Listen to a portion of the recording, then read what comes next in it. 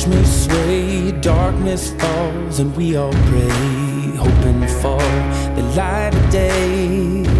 Down to the river I have held the devil's hand, felt the weight of my own sin, burdened by the heart of man.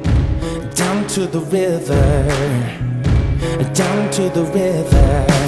Oh, bury me, carry me, oh, far beneath, oh, fire and water me, going down deep. All right, my Excite 5 was getting jealous. All the 4K Pro footage from this year, because of those longer shots, my Excite 5 was sitting out there saying it wanted some footage. So what we did is I come out here today. I haven't been on this property deer hunting at all this year. Switched up. Got some fields in the front, some pines and hardwood mix. Some really nice hardwoods where I was sitting. Goes down into a nice valley and then up to another big ridge. I normally loop around and I go to the back ridge whenever I do some hunting, and I catch them later in the day. But what I did is I came in because there's some hogs on the property. The landowner was telling me about some hogs on the property, so I came in a little bit early and I actually parked up front. And there's some pin oaks up front, right up there, at the very close to the road. And I'm sitting there and I look over, and about 50 yards away from me, there's a little doe. I could tell it was a small doe, bedded. 50 yards from my truck. Sitting there getting everything ready. Come up here and look for some hogs and maybe call some coyotes beforehand.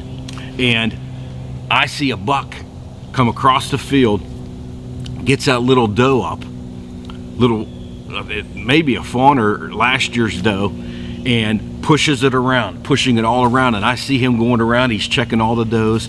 And I start to follow him a little bit. I'm watching him.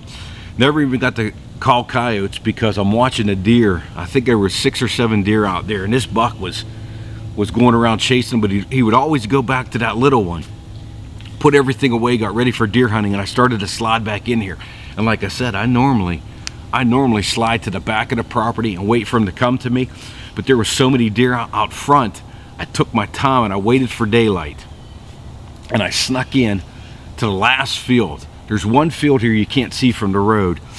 I was gonna set up on that field and wait and see if a buck crossed that field. But I knew that I had a stand over here. I put a stand up here last year, and I only hunted it in the evenings because the deer normally bed back there where my other stand is.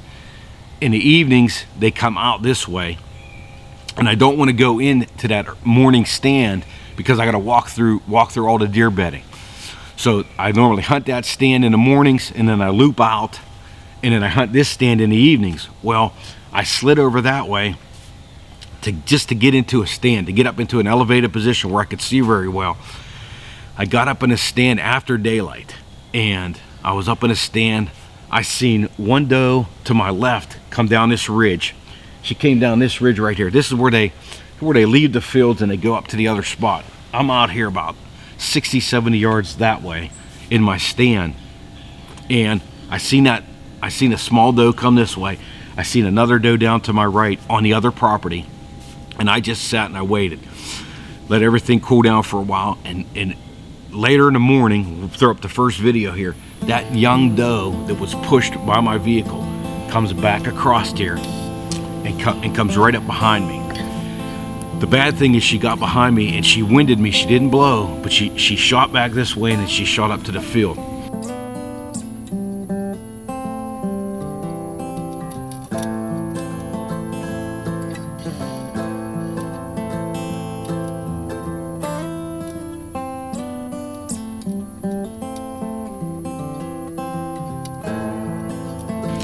I was hoping maybe that buck would trail later, so I looked over to the left. The thing I like about the timberman, I looked over to the left and I seen those legs coming, and I knew it was a bigger deer. And next thing you know, I seen that rack coming up through,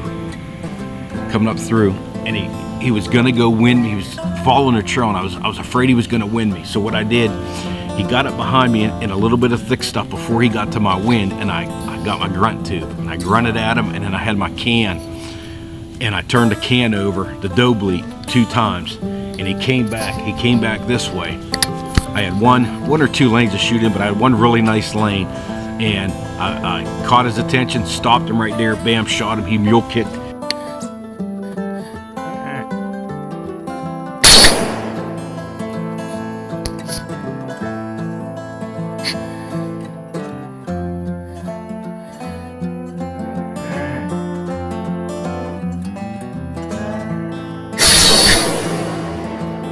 He made it to the top of the hill here and he dropped. He ain't the biggest, but I have not had one camera on this piece of property.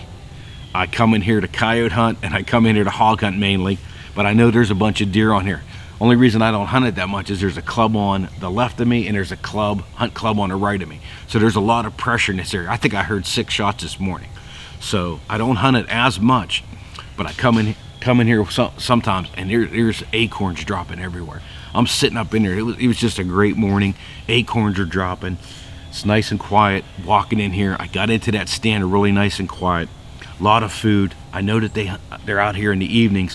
When I coyote and I hog hunt this, there's tons of deer out here. There's actually a house up the road here, man, that has some really big oaks on it, and it has a nice field. He plants something, and that field is loaded most of the time. So they come off that field, come through here, and they go onto these other properties. But we got number 4 down. I got 2 so far, 2 8s.